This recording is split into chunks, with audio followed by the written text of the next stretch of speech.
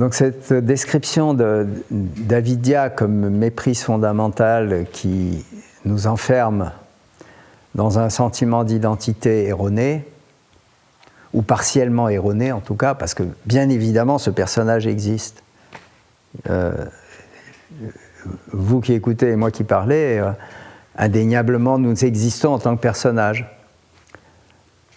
Ce qui est étonnant, c'est que celui qui parle et celui ou celle qui écoute partagent, en dépit de leurs différences en tant que personnage, une caractéristique commune, qui est le fait d'être conscient et capable d'entendre, de voir, de goûter, et que ce mystère de la conscience, de ce point de vue-là, en tout cas pour l'être humain, est présent quelles que soient ses caractéristiques en tant que personnage. Donc là, c'est une piste importante à garder en tête. Mais pour le moment, comme nous sommes dans les kleshas, j'ai décrit le asmita klesha, le sentiment erroné d'être ce personnage, et mon interprétation, en tout cas, est la suivante, c'est qu'à partir de là, quand Patanjali va décrire les autres, il décrit les conséquences de cette fausse identité. Avidya en elle-même est impalpable. On ne peut pas la voir de nos propres yeux ou l'entendre de nos propres oreilles. On ne peut en voir que ses conséquences. Et le processus d'identification qu'il décrit comme étant asmita klesha, lui aussi est difficile à percevoir pour soi. C'est toujours facile de voir quand quelqu'un est limité et on voit ses limites. Ça, c'est facile. Mais voir ses propres limites, comme dit le dicton populaire, on voit la poutre dans l'œil, on voit la paille dans l'œil du vis-à-vis, mais on ne voit pas la poutre dans son propre œil. C'est exactement ça. Le processus d'identification dont on est soi-même victime en tant que personnage, se croyant être seulement ce personnage, les autres peuvent le voir et soit on a beaucoup de mal à s'en rendre compte. Mais dès qu'il est là, il y a des signes qui devraient nous alerter, enfin, ou en tout cas nous aider à devenir conscients de ce processus d'identification, et ce sont les trois kleshas suivants. Le premier, raga, comme rajas, vient de la racine ranch, teindre en rouge, colorer en rouge, indique donc le phénomène qu'on peut appeler de la passion. Alors, le mot passion est ambigu en français parce qu'il y a la passion qui nous enferme et la passion qui nous libère. Être passionné dans le sens plein d'enthousiasme pour quelque chose, c'est en aucune façon une prison. Mais une passion dans laquelle on tombe sous une dépendance qui nous enferme et qui nous limite, ça c'est le côté plutôt négatif de la passion. Et ici, je pense que le terme raga souligne ce facteur-là, parce qu'il est défini comme ceci par Patanjali. Raga, c'est ce qui suit ou qui vient après une expérience de bien-être, alors sukha, le mot utilisé, c'est le contraire de dukkha. Dukkha, c'est le sentiment d'être enfermé dans ce personnage, d'être resserré, d'être pris dans une forme de carapace, de ne pas pouvoir s'ouvrir, de ne pas pouvoir regarder autour de soi, d'être dans une forme d'isolement. Tandis que sukha, c'est au contraire un espace ouvert, un espace agréable, un espace accueillant. Et l'espace accueillant lui-même, nous avons tous de bonnes raisons de l'accueillir, justement, et d'être contents de le vivre. Le problème, c'est raga, c'est-à-dire le besoin de le renouveler en croyant pouvoir utiliser plutôt les mêmes circonstances. Comme si ce moment de bien-être intérieur découlait des circonstances extérieures. Et donc on va chercher à renouveler les circonstances extérieures qui vont vite devenir une habitude. Cet endroit, par exemple, où nous sommes est merveilleux, on a un panorama extraordinaire, on a de la chance, le soleil est là. On peut très bien se dire, tiens, mais peut-être que j'ai assez d'argent pour louer cette maison à l'année, m'y installer. Oh, on pourra quand même continuer à faire des vidéos ici, pourquoi pas, mais voilà, je me verrais bien vivre ici. Un jour, 2 jours, 3 jours, c'est le pied. Au bout d'une semaine, on ne regarde plus le paysage. Ce qui était source de profonde satisfaction et ouverture devient une habitude, et l'espèce de miracle qui s'est produit à un moment donné cesse de se produire, et on rencontre les mêmes problèmes dans cette maison qu'on rencontrerait dans n'importe quelle autre maison, pas aussi bien, magnifiquement située et conçue. Voilà, donc le piège de raga, de vouloir reproduire une expérience heureuse antérieure, c'est que ça ne fonctionne jamais. C'est pas possible. Ce qui est foncièrement satisfaisant dans la vie, c'est l'émerveillement et la surprise. C'est pas la répétition du même. La répétition du même ne fonctionne pas.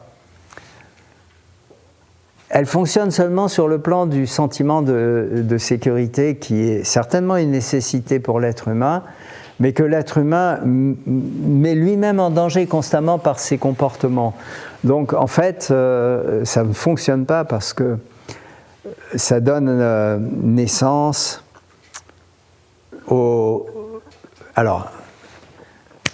à ce qui est particulièrement frappant en Suisse allemande, qui est également beaucoup frappant en Allemagne, mais qui est aussi de plus en plus frappant en France, et qui n'était pas du tout présent en Inde à l'époque, c'est-à-dire de vouloir tout sécuriser, de vouloir tout protéger par des assurances, par des systèmes anti-cambriolage, enfin.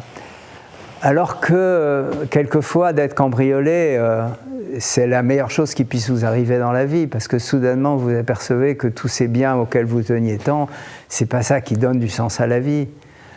Je me souviens d'une prof de yoga, je ne sais plus son nom, qui habitait dans les Alpes, et un jour, son chalet a brûlé, entièrement brûlé. C'était un chalet qu'ils avaient construit. Et dans les dégâts du feu, toutes les photos accumulées pendant des années de leurs enfants, de leurs parents, etc., tout ça, ça avait brûlé. Les gens autour d'eux étaient catastrophés pour eux, se plaignaient à leur place, et eux disaient « mais c'est le moment le plus extraordinaire ». Bon, ils ont eu de la chance, ils avaient une excellente assurance qui a reconstruit la maison à l'identique sans qu'ils aient à débourser un penny, un sou. Mais ils ont dit c'est extraordinaire, d'un seul coup, on s'est rendu compte qu'on était attaché à des choses qui n'étaient que de la fumée, que du passé, et ça leur a donné un élan de vie inattendu, inespéré en même temps. Voilà, donc c'est un exemple, mais ce besoin de l'être humain de se sécuriser de toutes les façons possibles, c'est un peu la manière dont surgit raga, c'est-à-dire on fait une expérience de vie très positive et on veut la posséder et on veut la renouveler, et du coup elle perd sa saveur. Donc c'est la conséquence, une des conséquences immédiates d'être enfermé dans ce personnage non pas fictif mais limité que Patanjali appelle la smita klesha. L'opposé est vrai aussi, dvesha. Dvesha, ça vient de la racine vish qui veut dire haïr, c'est un mot très fort, la haine. La haine, c'est ce qui résulte des expériences antérieures qui ont donné naissance à dukkha, à ce sentiment de resserrement. C'est-à-dire si au lieu de trouver des gens charmants ici, quand nous sommes arrivés, ma femme et moi, on était arrivés devant des portes de prison, des gardiens de portes de prison, l'air sévère et mécontent, on n'aurait pas eu envie de revenir, n'est-ce pas? Donc il y a comme un sentiment presque nécessaire et compréhensible de protection par rapport aux expériences de vie qui sont douloureuses ou négatives ou dangereuses. Mais là encore, c'est une façon de fonctionner qui ne permet pas d'aller au-delà des limites dans lesquelles on s'est enfermé soi-même. Un peu de danger ne fait pas de mal, un peu d'inconfort ne fait pas de mal. Donc ce comportement de vouloir à tout prix se protéger de tout ce qui nous inquiète et de tout ce qui nous menace, ou du moins le croit-on, est lui aussi un signe de cette méprise fondamentale qu'on appelle avidya. Pour pouvoir, sinon s'appeler yogi, mais au moins disciple du yoga, ou élève du yoga, ou adepte du yoga, il faut accepter un certain degré de risque. Vivre, c'est risquer. C'est être dans le risque permanent, et plutôt que de vouloir s'en prémunir, ce qui est impossible, c'est d'être conscient du risque. C'est d'être conscient que notre vie ne tient qu'à un fil et que souvent ce fil est rompu par manque de conscience, justement, manque de vigilance, manque d'à-propos, manque de vision directe. J'aimais bien l'exemple que donnait Krishnamurti par rapport justement à ce processus d'identification au personnage. Il disait, une fois qu'on a compris que cette fausse identité est aussi dangereuse qu'un cobra, on vit avec, comme si on vivait dans une pièce avec un vrai cobra.